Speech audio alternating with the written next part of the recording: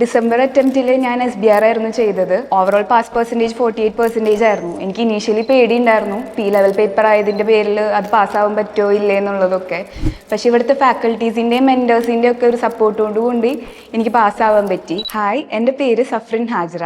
ഞാൻ തൃശ്ശൂരിൽ നിന്നാണ് വരുന്നത്. ഞാൻ അലയൻസ് കൊച്ചിയിലെ പ്രൈം സ്റ്റുഡൻ്റ് ആണ്. കറൻ്റ് ATEX ആണ് ചെയ്തുകൊണ്ടിരിക്കുന്നത്.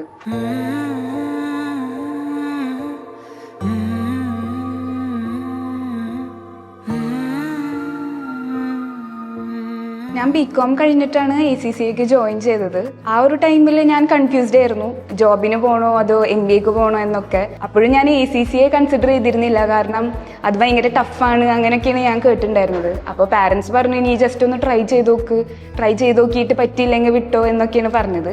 അങ്ങനെ ട്രൈ ചെയ്തപ്പോഴാണ് എനിക്ക് മനസ്സിലായത്, കുറച്ച് ഹാർഡ് വർക്കും കുറച്ച് കൺസിസ്റ്റൻ്റ് ആയിട്ട് പഠിച്ചാലും നമുക്കിത് പറ്റും എന്നുള്ളത്. ഈ ഒരു ഏജിൽ എനിക്ക് എല്ലാ ഫസ്റ്റ് അറ്റംപ്റ്റിൽ ഇത്രയും പേപ്പേഴ്സ് ക്ലിയർ ചെയ്യാൻ പറ്റിയതിൽ ഞാൻ പ്രൗഡാണ്. ഡിസംബർ അറ്റംപ്റ്റിൽ ഞാൻ SBR ആയിരുന്നു ചെയ്തത്.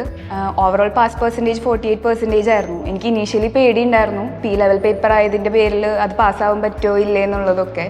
പക്ഷേ ഇവിടുത്തെ ഫാക്കൽറ്റീസിൻ്റെയും മെൻറ്റേഴ്സിൻ്റെയും ഒക്കെ ഒരു സപ്പോർട്ടോടുകൂടി എനിക്ക് പാസ്സാവാൻ പറ്റി. ACCA കഴിഞ്ഞിട്ട് UAEയിൽ നല്ലൊരു കമ്പനിയിൽ ടാക്സ് കൺസൾട്ടൻ്റ് ആവാനും അതുപോലെ തന്നെ അവിടെ തന്നെ സെറ്റിൽ ആവണം എന്നാണ് എൻ്റെ ആഗ്രഹം. എൻ്റെ ഒരു ലേണിംഗ് സ്റ്റൈൽ എന്ന് പറഞ്ഞാൽ, ഞാൻ റൂട്ടീനായിട്ടാണ് പഠിക്കുക. ലൈക്ക് ഇന്നെടുത്തത് ഇന്ന് തന്നെ ആയിരുന്നു എന്ന് പഠിക്കും. അത് എങ്ങനെയായാലും എന്ത് പരിപാടി ഉണ്ടെങ്കിലും ഞാൻ ഇന്ന് തന്നെ അത് പഠിച്ച് തീർക്കും.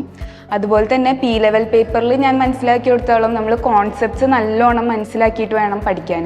എന്നാലാണ് നമുക്ക് ആ ആൻസർ പ്രസൻറ്റേഷൻ ആയാലും അതെ, എക്സാമിന് പ്രസൻറ്റ് ചെയ്യുമ്പോൾ അതെ ഒരു ക്ലീനായിട്ട് പ്രസൻറ്റ് ചെയ്യാൻ പറ്റുള്ളൂ. അതുപോലെ തന്നെ ഫാക്കൽറ്റി പറയണ പോലെ ക്വസ്റ്റ്യൻസ് കറക്റ്റായിട്ട് പ്രാക്ടീസ് ചെയ്യുക, ടൈം വെച്ചിട്ട് തന്നെ നമ്മൾ ഓരോ പ്രോബ്ലം ചെയ്തു പോവുക.